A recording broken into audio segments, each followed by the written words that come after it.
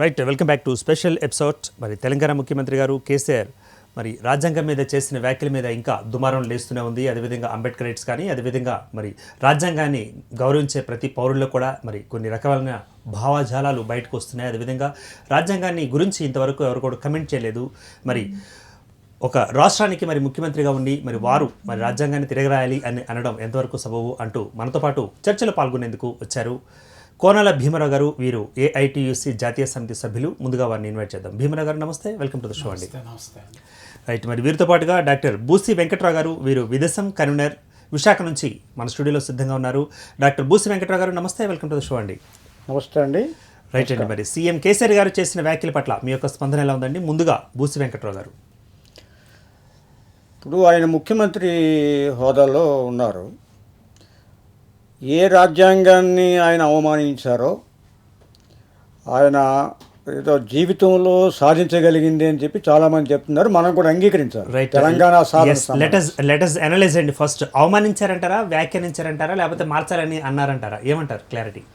కొత్త రాజ్యాంగం రాయాలి అన్నాడంటే ఉన్న రాజ్యాంగాన్ని అవమానించినట్టే లెక్క. ఓకే, రాజ్యాంగంలో అంశాలని సవరించాలి అంటే ఓకే, ఇప్పటికే మనం చాలాసార్లు సవరించుకున్నాం. చాలా సందర్భాల్లో చర్చ జరిగింది. కేంద్ర రాష్ట్ర ప్రభుత్వాల మధ్య ఉన్నటువంటి అధికార బదిలీలు, బదలాయింపులు, వీటి మీద చాలా చర్చ జరిగింది. దాంట్లో కాంగ్రెస్ ప్రభుత్వం ఉండగా జరిగింది, బీజేపీ వాళ్ళు ఉండగా జరిగింది. అనేక ఇబ్బందులు పడుతున్నారు ముఖ్యమంత్రులు. మమతా బెనర్జీ ఇబ్బంది పడింది, లేదా కేసీఆర్ కూడా ఇబ్బంది పడి ఉండొచ్చు. దానికి రాజ్యాంగాన్ని సమూలంగా మార్చేయాలి, కొత్త రాజ్యాంగం తెచ్చుకోవాలంటే ఏమండి, ఈ రాజ్యాంగాన్ని ఉండబట్టే కదా ఆర్టికల్ 3 ప్రకారం మీరు కొత్త రాష్ట్రాన్ని సాధించుకోగలిగారు. ఈ రాజ్యాంగం ఉండబట్టే కదా నీకు పోరాటం అనేటువంటి హక్కు ఉంది. ఇది నేను చెప్పడం కాదు, ఆయన డైరెక్ట్గా అసెంబ్లీలో చెప్పాడు. బాబాసాహెబ్ అంబేద్కర్ గారు ఉండబట్టి, ఆయన రాజ్యాంగం రాయబట్టి, దాంట్లో ఆర్టికల్ 3 ఉండబట్టి నేను ఈవేళ ఈ రాష్ట్రాన్ని తెలంగాణని బంగారు తెలంగాణ ఏర్పాటు చేసుకుని చెప్పి అసెంబ్లీ సాక్షిగా చెప్పాడు. అలాంటి పెద్ద మనిషి ఇవాళ ఈ రాజ్యాంగం పనికిరాదు, కొత్త రాజ్యాంగం రాసుకోవాలి. పాప మీలాంటి ఒక జర్నలిస్ట్ అక్కడ ప్రశ్నించింది, ఒక అమ్మాయి ఒకటికి 10 సార్లు ప్రశ్నించింది. నేను చెప్పేది విను, నేను చెప్తున్నాను కదా, ఇది డిబేట్ జరగాలి. అతను ఒక రాష్ట్ర ముఖ్యమంత్రి హోదాలో ఉన్నారు. ఆయన మాట్లాడితే జనరల్గా ఎలా ఫీల్ అవుతారు, రాష్ట్ర ప్రజలందరూ మాట్లాడినట్టు ఫీల్ అవుతారు. కానీ ఈ రాష్ట్రంలో 26% ఉన్నాం మేము ఎస్సీ ఎస్టీలను. మా అనుమతి లేకుండా, మా భాగస్వామ్యం లేకుండా, లేదా ఇతర ప్రజల భాగస్వామ్యం లేకుండా ఈయనొక్కడు ఈ రాష్ట్రం తరఫున ఎలా మాట్లాడతాడు? బీజేపీకే గట్స్ సరిపోలేదండి. వాజ్పేయి గారు ప్రధానమంత్రి అయిన తర్వాత 96లో మొదటిసారి పాపం వాళ్ళు కూడా కొత్త రాజ్యాంగం రాయమని రాష్ట్రాన్ని అనలా, సమీక్షిస్తామని అన్నారు. వెంకటాచలయ కమిషన్ని వేశారు. అప్పుడు కేఆర్ నారాయణన్ గారు రాష్ట్రపతిగా ఉండి మీరు చేసేది తప్పు అని అంబేద్కర్ ఏదైతే చెప్పారో, ఈ రాజ్యాంగం ఈ దేశంలో ఏదైనా సమస్య వస్తే అది రాజ్యాంగం విఫలంగా మీరు భావించకండి, అది పాలకులు రాజ్యాంగాన్ని అమలు జరిపే విధానంలో లోపంగా మీరు భావించండి అని చెప్పారు. కాబట్టి వ్యవస్థలోని లోపాలను మనం చూడాలి, కానీ పరిపాలకులదే తప్పవుతుందని కూడా చెప్పారు అని చెప్పి ఆ రోజు దానికి ఇంతకంటే తీవ్ర స్థాయిలో దేశవ్యాప్తంగా ఉద్యమం వచ్చింది. రాష్ట్రపతిగా విజ్ఞుడైనటువంటి రాష్ట్రపతి ఆ హోదాలో ఉండబట్టి ఆ రోజు బీజేపీ వాళ్ళు వెనక దగ్గర ఈ రోజుకి కూడా ఆ మాట వాళ్ళు అనలేకపోతారు. వాళ్ళు అనుబంధ సంఘాలు, చిన్న సంఘాలు ఏదో రోడ్డు మీద చిన్న ఉద్యమాలు చేస్తూ ఎవరికైనా ఉద్యోగం రాకపోతే దానికి ఆడికి ఉద్యోగం రాదు, ఆడికి ప్రతిభ లేదు, వాడికి ఉద్యోగం రాకపోతే ఇది రాజ్యాంగం తప్పని ఏదో మాట్లాడుతుంటారు. దాన్ని ఏమంటారు చులకనగా. అంటే ఇప్పుడు ఆక్రోషంతో అనడం వేరే, ఆక్రోషంతో వాళ్ళకి అవగాహన ఉండదు, చదువుకుంటారు. వాళ్ళ యాస్పిరేషన్స్ మీట్ అవ్వటానికి ప్రభుత్వం అవకాశాలు కల్పించలేదు. ప్రభుత్వం అవకాశం కల్పించిన దాన్ని అతను డైరెక్ట్గా రాజ్యాంగం దగ్గర పోతాడు. రాజ్యాంగం అనేది అదొక పుస్తకం కాదు కదండి, అదొక వస్తువు కాదు, పుస్తకం కాదు. రైట్ వెంకటరావు గారు, అది అంటే జీవనాడి. మరి ఇప్పుడు జాతీయ స్థాయిలో మేము పార్టీలు పెట్టుకుంటాము అని అనవలసి ఉంది, లేకపోతే ఒకవేళ ఉన్న పార్టీని బలోపేతం చేసుకుంటాం అనవలసిన పరిస్థితి ఉంది, మరి ఉన్న క్యాడర్ పెంచుకుంటాం అని అనవలసిన ఒక పద్ధతి ఉంది. మరి ఏకంగా రాజ్యాంగాన్ని మార్చడం అన్నది, మార్చవేయాలి అన్నది మరి దేనికి దారితీస్తుందంటారు? అంటే ఎవరు ఏ ప్రభుత్వంలో వచ్చినా కూడా ఆయా ప్రభుత్వాలు ఆయా ప్రభుత్వాలని సంబంధించిన రాజ్యాంగంలో ఉండే అంశాల మీద సవరణలు చేసుకోవచ్చు అన్న ఒక కోణం అయితే ఉంది. అంతేకాని ఏకంగా రాజ్యాంగాన్ని మార్చాలనుకుంటే రేపొద్దున ఇంకో ముఖ్యమంత్రి గారు అన్నారంటారా? ఖచ్చితంగా అంటారు. కాబట్టే ఈవేళ ఆయన మీద అంత నిరసన ఎదురవుతుంది. మేము ఇప్పుడే మన సెక్రటేరియట్ దగ్గర నిరసన జరుగుతుంది, అక్కడ దిగి వారితో కలిసి అంబేద్కర్ విగ్రహాన్ని పాలాభిషేకం జరుగుతుంది. అంబేద్కరిస్టులు వందల సంఖ్యలో ఉన్నారు. ఇలాంటి ఉద్యమాలు ఉభయ రాష్ట్రాల్లోనూ జరుగుతున్నాయి. ఖచ్చితంగా ఇంకొకటి అనకుండా ఉండాలనే మనం ఇక్కడ మాట్లాడేది. ఈ డిబేటు ఉద్దేశం ఏంటంటే, ఖబర్దార్ కేసీఆర్, నోరు అదుపులో పెట్టుకోండి. మీరు ముఖ్యమంత్రి హోదాలో ఉన్నారు, మీరు మాట్లాడితే మిగతా వాళ్ళు కూడా మాట్లాడతారు. అరే సిగ్గు లేదండి, ఆయన ఎవరు? కడియం శ్రీహరి. ఇది ప్రత్యేక నియోజకవర్గాలు రిజర్వ్డ్ కాన్స్టిట్యూషన్లు ఉండబట్టి ఆయన ఎమ్మెల్యే అయ్యాడు, ఎమ్మెల్యే అవ్వబట్టి ఆయన ఉప ముఖ్యమంత్రి అయ్యాడు. తప్పే ఉందని మాట్లాడతాడా? సరే కేసీఆర్ ఏదో మాట్లాడాడు, అతను లోపల ఇంకా మనువాద ఓటలు మిగిలిపోయి ఉన్నాయి, అతను మనువాది అనుకుని అనుకుందాం. ఏమయ్యాడు ఈ బాల్కన్ సుమన్కి? ఏమైంది? వీళ్ళకి ఏమయ్యాడు? ఎప్పుడు ఇలా మాట్లాడలేదండి. మరి మీరు చెబుతున్న ఆ రెండు పేర్లు కూడా మరి అదే సామాజిక వర్గానికి సంబంధించి అదే ఇలాంటి మాటలు నేను ఎప్పుడు రిజర్వేషన్ అనుభవిస్తే కూడా మరి ఒక పదవిలో ఉన్న వారు కూడా అనడం ఎంతవరకు? ఇలాంటి మాటలు నేను ఎప్పుడు మాట్లాడలేరు మా వాళ్ళని ఉద్దేశించి. వాళ్ళు ఏ పార్టీలో ఉన్నా, వాడు అంబేద్కరిస్ట్ కాకపోయినా వాడు దళితుడు అని చెప్పి నేను గౌరవిస్తాను. ఓ రాజ్యాంగ పదవిలో ఉన్నారు, దళితుడు, మన సమాజానికి ఇతను బట్టి ఏదో ఉపయోగం జరుగుద్దేమోలే అని చెప్పి చిగురంత ఆశతో ఉంటాం. అలాంటి పెద్ద మనుషులు బాబాసాహెబ్ అంబేద్కర్ నీడలో ఎదిగినటువంటి సమాజం నుంచి వచ్చిన వాళ్ళు. రైట్ అండి. మరి కడియం శ్రీహరి గారు కూడా ఇంకో మాట యాడ్ చేయడం జరిగింది. మరి ఉన్న పరిస్థితులకు అనుగుణంగా వీటిని మార్పు చేసుకోవాలంటే రాజ్యాంగ రచన అవసరమే అన్నారు ఆయన. ఎంతవరకు అవసరం? చాలా తప్పు సార్. ఉన్న పరిస్థితులకు అనుగుణంగా దేశాన్ని మరింత ముందుకు తీసుకెళ్ళడం కోసం మరికొన్ని మార్పులు చేద్దాం. ఈవేళ ప్రధానమంత్రి గారు కొన్ని విధానాలు తీసుకొచ్చారు, మన్మోహన్ సింగ్ గారు కొన్ని విధానాలు తీసుకొచ్చారు. ఆ విధానాలకి వచ్చిన తర్వాత ఈయనేమో దాన్ని స్పీడప్ చేస్తానని చెప్పి ఈయన ఏదో గేరప్ చేస్తూ 7 ఇంజిన్లు బండి గతిశక్తి అని ఏదో పెడుతున్నాడు. నేనేమంటాను, ఈ 7 ఇంజిన్ల గతిశక్తి అనేది లూటీ గతిశక్తి. అది ఈ పబ్లిక్ సెక్టార్ని, ప్రజా సంపదని ప్రైవేటు వారికి తోడేసేటువంటి యంత్రాలు ఇవి. కాబట్టి ఆ రూపంలో దీన్ని తిరగండి, సైక్లింగ్ చేయండి. దీనికోసం అవసరమైతే గతంలో ఉన్నటువంటి ఈ రాజ్యాంగంలో మిక్స్డ్ ఎకానమీ పాలసీ ఏదైతే ఉందో ఆ మిక్స్డ్ ఎకానమీ పాలసీ మరింత బలోపేతం చేయడం కోసం చట్టాన్ని మారుద్దాం. ఉపాధి అవకాశాలు పెంచడం కోసం చట్టాన్ని మారుద్దాం. అణగారిన వర్గాల జీవన విధానాన్ని పెంపొందించడం కోసం, దేశం అభివృద్ధి వైపు వెళ్ళటం కోసం, దేశం అభివృద్ధి చెందటం కోసం చట్టాన్ని మార్చుకుందాం. మార్చాం. చట్ట సవరణకి ఎవ్వరికి ఏ విధమైనటువంటి అభ్యంతరం లేదు. అది బాబాసాహెబ్ అంబేద్కర్ గారే పెట్టారు. దాంట్లో ఈ చట్ట సవరణ అనేటువంటి అంశం రాజ్యాంగంలో పొందుపరచబడి ఉంది. దాన్ని ఉపయోగించండి. మీరు రాష్ట్రాన్ని సంపాదించుకున్నారు, చాలా సంతోషం, బాగుండాలి, ఈ రాష్ట్రం అభివృద్ధి చెందాలి. ఈ రాష్ట్రంలో దళితులకి ఆర్థికపరమైనటువంటి సంపత్తి చేకూరడం కోసం మీరు చట్టం చేసుకోవడానికి కేంద్రంలో ఉన్నటువంటి కేంద్ర రాష్ట్ర సంబంధాల, ప్రభుత్వ సంబంధాలు ఏదైనా ఆ క్లాజులు అడ్డంకిగా ఉంటే మీరు చెప్పండి. మీ తరఫున మేము కూడా కేంద్ర ప్రభుత్వాన్ని నిలదీసి అడుగుతాం, చట్టాన్ని మార్చుకుందాం. అంతేకాని రాజ్యాంగం పనికిరాదు అంటే ఇది ఖచ్చితంగా దేశాన్ని అవమానించినట్టు. ఇది రాజద్రోహ నేరానికి ఎట్టి పరిస్థితులను తీసిపోదు.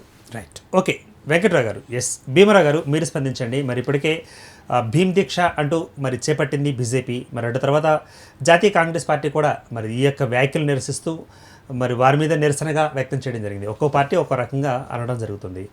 మరి ఇన్ని పార్టీలకు కూడా ఒకేసారి మరి డాక్టర్ బిఆర్ అంబేద్కర్ గారి మీద ప్రేమ, వారు రచించిన రాజ్యాంగం మీద ప్రేమ ఒకసారి బయటకు వచ్చింది అనుకోవచ్చు అంటారా, లేకపోతే వారికి ఎంతవరకు నిబద్ధత ఉందంటారు రాజ్యాంగం పట్ల అసలు పార్టీలకు?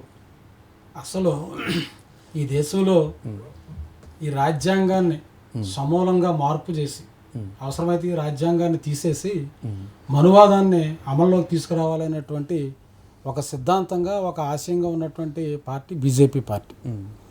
బీజేపీ పార్టీ ఈ దేశంలో ఉన్నటువంటి మతాన్ని ఉపయోగించుకొని ఈ దేశంలో ఆ మతాధారితంగా ఉన్నటువంటి కులాలు, ఆ కులాలని మరింత పెంచి పోషించడం ద్వారా ఈవేళ ఉన్నటువంటి వ్యవస్థను సమూలంగా మార్చేయాలనేటువంటి దీనికి అడ్డంకి రాజ్యాంగం అనేటువంటి ఒక గట్టి అభిప్రాయంతో ఉన్నటువంటి పార్టీ బీజేపీ పార్టీ. ఇవాళ ఏదో కేసీఆర్ దానిపైన మాట్లాడాడు అంచేత కేసీఆర్కి వ్యతిరేకంగా స్పందిస్తున్నటువంటిదే తప్ప ఇవాళ రాజ్యాంగాన్ని వక్రీకరిస్తున్నదే, రాజ్యాంగంగా అమలు జరుపుకోకుండా రాజ్యాంగబద్ధంగా రావాల్సినటువంటి హక్కులు కింది దళిత వర్గాలకి అలాగే ఉన్నటువంటి పేద వర్గాలకు అమలు కాకుండా అడ్డుపడుతున్నటువంటి పార్టీ ఇవాళ దేశంలో బీజేపీ పార్టీ. ఇవాళ బీజేపీ పార్టీ నుంచి రాజ్యాంగాన్ని కాపాడుకోవడం కోసం ఇవాళ సెక్యులర్ వాదులు, అనేక మంది అభ్యుదయవాదులు, ఈ దేశంలో ఉన్నటువంటి ప్రజాస్వామికవాదులు పెద్ద కృషి జరుగుతూ ఉంది, పోరాటం జరుగుతూ ఉంది. రాజ్యాంగాన్ని సమర్థవంతంగా అమలు జరపాలి, రాజ్యాంగాన్ని తూట్లు పొడుస్తూ ఉన్నారనేటువంటి వ్యాఖ్యలు చేసినటువంటి వాళ్ళపైన బీజేపీ నాయకులు గత 7 ఏళ్లగా చాలామంది పైన దాడులు చేశారు, చాలామందిని చంపేశారు. ఇవాళ కల్బుర్గిని కానీ, దబోల్కర్ కానీ, గోవింద్ పన్సారే కానీ, వాళ్ళు బెంగళూరులో జర్నలిస్టు గౌరీశంకర్ కానీ వీళ్ళందరినీ హత్యలు చేసింది రాజ్యాంగాన్ని యథాతథంగా అమలు జరపాలని కోరుకుంటున్నటువంటి వాళ్ళకి సంబంధించినటువంటి అనుయాయులు దాడులు లేకపోతే హత్యలు చేశారు. ఇవాళ గోవాద పేరుతోటి లేకపోతే ఇంకో దాని పేరుతో దళితులపైన, మైనార్టీలపైన దాడులు జరుగుతూ ఉన్నాయి. ఈ రాజ్యాంగం కల్పించినటువంటి హక్కులు కాలరాసపడతా ఉన్నాయి. ఈ రాజ్యాంగాన్ని సమర్థవంతంగా అమలు జరపడంలో బీజేపీ ఒక పక్షపాతమైన ధోరణితోటి బీజేపీ దీనికి రాజ్యాంగాన్ని అమలు జరపడంలో ఏమాత్రం చిత్తశుద్ధి లేనటువంటి పరిస్థితి గత 7 ఏళ్లుగా మనం చూస్తూ ఉన్నాం. ఇందాక వారు చెప్పినట్టు వాజ్పేయి గారు ప్రధానమంత్రిగా ఉన్నప్పుడే ఈ రాజ్యాంగాన్ని సమీక్ష చేయాలనేటువంటి ఒక వాదన తొలిసారి వాళ్ళు తీసుకొచ్చారు. అప్పుడే ఈ బీజేపీ యొక్క ఒక నిజస్వరూపం దేశ ప్రజలందరికీ అర్థమైంది. ఆ వేళ అత్యున్నతమైనటువంటి స్థానంలో ఉన్న రాష్ట్రపతిగా ఉన్నటువంటి కేఆర్ నారాయణను రాజ్యాంగాన్ని అమలు జరపడంలో విఫలం చెందాం, రాజ్యాంగాన్ని అమలు జరిపేటువంటి పాలకుల యొక్క వైఫల్యం తప్ప రాజ్యాంగం వైఫల్యం కాదు. ఇది ప్రపంచంలోనే ఒక అత్యున్నతమైనటువంటి రాజ్యాంగం. ఈ రాజ్యాంగాన్ని అమలు జరపడంలో పాలకులు వాళ్ళ యొక్క నిర్లక్ష్యం, నిర్లిప్తత ఏదైనా కావచ్చు. రాజ్యాంగాన్ని తప్పుపట్టడం అనేటువంటిది రాజ్యాంగాన్ని సమీక్ష కాదు, రాజ్యాంగాన్ని అమలు జరపడం ప్రధానమైనటువంటిది. ఆ రోజు భీమ్రా గారు మరి ఇప్పటికీ మరి 106 సార్లు 104 సార్లు మరి రాజ్యాంగానికి సవరణ చేసుకున్నాం అనుకుంటూ కూడా చెప్పుకుంటున్నాం. ఇన్నిసార్లు సవరణ చేయాల్సిన అవసరం ఎంత వచ్చింది, ఎవరికి వచ్చింది? మరి ప్రభుత్వాలకు విఫలం కాదంటారా? సవరణ చేస్తూ ఉండడం అన్నది ప్రభుత్వాలు విఫలం కాదంటారా?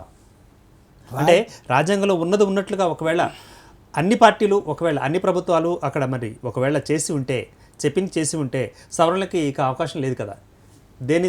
దేనికి మనం దీన్ని సూచికగా తీసుకోవచ్చు అంటారు? సమర్థత, అసమర్థత ప్రభుత్వాలది. రాజ్యాంగం అనేటువంటిది ఒక దిశా నిర్దేశం, దేశంలో అన్ని వర్గాల ప్రజల యొక్క సమానత్వత కోసం ఈ దేశంలో భిన్న మతాలు, కులాలు, భాషలు, జాతులు ఉన్న వాళ్ళ మధ్య భిన్నత్వంలో ఏకత్వం సాధన దిశగా ఒక అత్యున్నతమైనటువంటి రాజ్యాంగంగా ప్రపంచంలోని మేధావులందరితో కూడా కొనియాడబడినటువంటి రాజ్యాంగం భారత రాజ్యాంగం. ఇది మారుతున్నటువంటి పరిస్థితుల్లో ఏమైనా అవసరాలను బట్టి సవరణలు చేసుకునేటువంటి హక్కు, స్వేచ్ఛ రాజ్యాంగమే కల్పించింది, భవిష్యత్తు తరాలకు అవసరమైనటువంటివి. కానీ రాజ్యాంగం యొక్క మౌలిక స్వరూపాన్ని ఏదైతే స్వాతంత్రం, సౌభ్రాతృత్వం, సమానత్వం సాధన దిశగా ఏదైతే రాజ్యాంగం రచించబడిందో దాని యొక్క మౌలికమైనటువంటి, దాని యొక్క రాజ్యాంగం యొక్క ప్రధానమైనటువంటి వాటిని ఇవాళ మనం సవరించడానికి లేదు. ఇంకా దానికి ఉన్నతమైనటువంటి స్థితిలో ఏదైనా ప్రజలకు ఇంకా అవసరం అనుకున్నటువంటి పరిస్థితుల్లో ఆ సవరణలు ఉండాలి తప్పితే మొత్తం రాజ్యాంగాన్ని సమూలంగా మార్చడం అనేటువంటిది అది సరైనటువంటిది కాదు. ఓకే, ఎస్ వెంకట్రావు గారు, మరి కొన్ని ప్రభుత్వాలేమో సవరణలు చేశాయి, మరి అది మనం చూస్తున్నాం. మరి కొన్ని ప్రభుత్వాలేమో తాజాగా ఉన్న ప్రభుత్వాల్లో కూడా భాగంగా ఉన్న మరి ప్రముఖ వ్యక్తులు కూడా రాజ్యాంగాన్ని తిరగరాయాలంటున్నారు. అంటే ఈ సవరణలు చేయడం కానీ తిరగరాయడం కానీ ఎంతవరకు సబబు అంటారు? మరి రాజ్యాంగంలో చెప్పినట్లుగా అమలు చేస్తే ఇవన్నీ ఉండవు కదా. ఎవరు తప్పంటారు? వ్యవస్థ తప్ప, రాజ్యాంగంలో చెప్పబడిన ఆ యొక్క అంశాలు తప్పంటారా? ఎవరు తప్పంటారు? పాలకుల వైఫల్యం. అయితే సవరణకు సంబంధించి అది పాజిటివ్, నెగిటివ్ రెండూ ఉన్నాయండి. ప్రజల అవసరార్థం కొత్త చట్టాలు తెచ్చేటప్పుడు కొన్ని సవరణలు చేసుకోవాలి. ఇప్పుడు గ్రామీణ ఉపాధి హామీ పథకం ఇవాళ పల్లె ప్రాంతాల్లో నిరుద్యోగ సమస్య కొంత దాన్ని సవరణ తెచ్చు. లేదంటే ఈ రాష్ట్రం ఏర్పడింది, దానికో సవరణ జరిగింది. మొన్న త్రిబుల్ తలాక్ దానికో సవరణ జరిగింది, దాన్ని ఎవరు అంగీకరించట్లేదు. లేదంటే 370 ఆర్టికల్ జమ్మూ కాశ్మీర్ అది సవరణ చేశారు. ఆ రెండు సవరణలే, ఈ రెండు సవరణలే. కానీ సవరణలు అనేవి ప్రజాభవనం మేరకు జరగాలి. మెజారిటీ ఉంది కదా అని చెప్పి వాళ్ళకి సొంత రాజ్యాన్ని విస్తరింపజేసుకోవడం కోసం చేసేటువంటి సవరణల్ని సమాజం అంగీకరించదు. కానీ సవరణలు అక్కడ చెడు జరిగింది కాబట్టి సవరణలనే నిషేధించడం అనేది కరెక్ట్ కాదు. దేశం అభివృద్ధి చెందాలి, మరింత ముందుకు సాగాలి అనుకున్నప్పుడు పాత చట్టాలు కొన్ని అడ్డంకిగా మారతాయి. ఆ అడ్డంకులను తొలగించుకోవాలనుకున్నప్పుడు సవరణలు కొన్ని అవసరం. ఇప్పుడు కార్మిక చట్టాలు సవరణ చేశారు, అది అవసరం కాదు, అది వ్యతిరేక స్వభావాన్ని చూపిస్తూ ఉంది. లేకపోతే పంచాయతీరాజ్ చట్టం 73-74లో సవరణ చేశారు, అది దేశానికి అవసరం. ఈ రకమైనటువంటి అవసరమే. కానీ మొత్తం రాజ్యాంగాన్ని సమూలంగా మార్చడం అంటే ఈ దేశం మూలవాసుల దగ్గర నుండి దేశ ప్రజలందరూ కూడా ఆరాధించేటువంటి బాబాసాహెబ్ అంబేద్కర్ గారిని కనబడకుండా చేయాలి ఒకటి. రెండవది, ఈ రాజ్యాంగం ద్వారా పౌర హక్కులు వచ్చినాయి. మూతికి ముంత, ఆకు ఇవన్నీ పోయాయి. వెట్టి చాకరీ నిషేధించబడింది, లేకపోతే అస్పృశ్యత నిషేధించబడింది, వాక్ స్వాతంత్రం వచ్చింది, ప్రజాస్వామ్యం వచ్చింది. ఇవన్నీ కూడా మొత్తం నాశనం చేసేయాలి. భీమారావు గారు చెప్పినట్టుగా బీజేపీ ఆర్ఎస్ఎస్ మనువాదులు తిరిగి ఈ మనువాదంలో మూలంగా ఉన్నటువంటి కుల వ్యవస్థని వెనక్కి తీసుకెళ్ళి ఏదైతే నాలంటోడు ఈ తెల్ల చొక్కా వేసుకొని ఇక్కడ మీ ఎదురుగుండా కూర్చొని మాట్లాడగలిగేటువంటి శక్తి వచ్చిందో ఏ రిజర్వేషన్స్ వల్ల కానీ, చదువుకునేటువంటి అవకాశాల వల్ల కానీ, ఇవన్నీ కూడా ఎస్సీ ఎస్టీలకి దక్కకూడదు. వీడు మళ్ళీ కిందకు పోవాలి, వీడు మళ్ళీ మట్టి పిసుకుని దగ్గర పోవాలి, పాలేరుదనం దగ్గర పోవాలి, బానిసత్వం దగ్గర పోవాలి, మళ్ళీ వీడు మాట్లాడితే నాలుగు కొయ్యాలి, వింటే శేషం పొయ్యాలి. ఈ దశకి ఈ దేశాన్ని తీసుకెళ్ళాలి అనే ఉద్దేశంతో ఉన్నవాళ్ళు మాత్రమే రాజ్యాంగాన్ని సమూలంగా మార్చాలి అంటారు. ఆ కోవలోనే ఈయన కేసీఆర్ గారు వాళ్ళతోటి అంతర్గతమైనటువంటి మైత్రి కోసం తహతహలాడుతూ పైకేదో చెప్పాడు, మనం అందరం బీజేపీకి వ్యతిరేకంగా అంటే మీరేమో వెంకట్రావు గారు అంతర్గత స్నేహత్వం అంటున్నారు, మరి బయటకు కనిపిస్తుందేమో మరి కేంద్ర రాష్ట్రాలకు సంబంధించి కొన్ని అంశాలలో వీళ్ళకి విభేదాలు వచ్చాయి కాబట్టి మరి ప్రెస్ మీట్ పెట్టి ప్రత్యేకంగా మరి పనిలో పనిగా ఇప్పుడు ఉన్న ఈ యొక్క పరిస్థితికి కారణం మరి బీజేపీ ప్రభుత్వమే, అసలు రాజ్యాంగం మార్చుకోవాలని అనుకుంటూ మరి వారు చేసిన వ్యాఖ్యల్లో ప్రధాన అంశం కదా అక్కడ అంతర్గత మైత్రి ఏమనాలి. ఈ బీజేపీ ప్రభుత్వం అన్నప్పుడు బీజేపీని తుక్కు కింద ఓడించాలని చెప్పాలి కదా. 2024లో బీజేపీని నామరాపోలేకుండా చేయాలి. లేదా నీకు చేతనైతే మధ్యలోనే వాళ్ళే మధ్యంతర ఎన్నికలకు వచ్చే దిశగా నువ్వు ప్రజా ఉద్యమాన్ని నిర్మించడం కోసం నాయకత్వం వహించు. రైట్. మరి కసి లేకుండా అంటే కసిపోకుండా అంటే ఏమంటారు దాన్ని, కసిపోక మసి పూసుకున్నట్లుగా మరి మీరు కేంద్ర రాష్ట్ర ప్రభుత్వాలతో వారితోటి రిలేషన్స్ మెయింటైన్ చేయాలి. సర్కారీ కమిషన్ కూడా చెప్తుంది రిలేషన్స్ గురించి, కమిషన్కి ఏం చెప్పింది, మీరు ఎలా చేస్తున్నారని వ్యాఖ్యలు చేయాల్సింది పోయి మరి రాజకీయంగా కాకుండా మరి రాజ్యాంగం మీదనే కమెంట్ చేయడం జరిగింది కదా. అందుకనే నేను అంటున్నాను, అందుకనే ఆయన లోపల మనువాదం బాగా పాతుకుపోయి ఉంటాయి. దళిత వ్యతిరేకత, దళితుని ముఖ్యమంత్రి చేస్తానన్నాడే, పచ్చి దళిత వ్యతిరేక. మరి నిన్నటి రోజున మరి సమతామూర్తి విగ్రహావిష్కరణ కార్యక్రమంలో కూడా మరి మోదీ గారు వచ్చారు. మోదీ గారు కూడా మరి ఆ యొక్క వేదిక మీద కూడా చెప్పడం జరిగింది, సమతామూర్తి గురించి చెప్పడం, అదేవిధంగా డాక్టర్ బిఆర్ అంబేద్కర్ గారి గురించి. మరి అంతేగాని వారు రచించిన రాజ్యాంగం గురించి కూడా ఒక చిన్న మాట కూడా చెప్పలేదంటూ కూడా నిన్న అంబేద్కరేట్లు అంటున్న ఒక విమర్శ మోడీ గారి మీద. ఆయన సమతామూర్తిని ఏదో సంస్కరణవాదిగా చెప్పారు. ఆయన కొన్ని సంస్కరణలు ఆ రోజుల్లో దళితులని దేవాలయాలకు తీసుకెళ్లారు అని చెప్పారు. కానీ అది 1000 సంవత్సరాల క్రితం.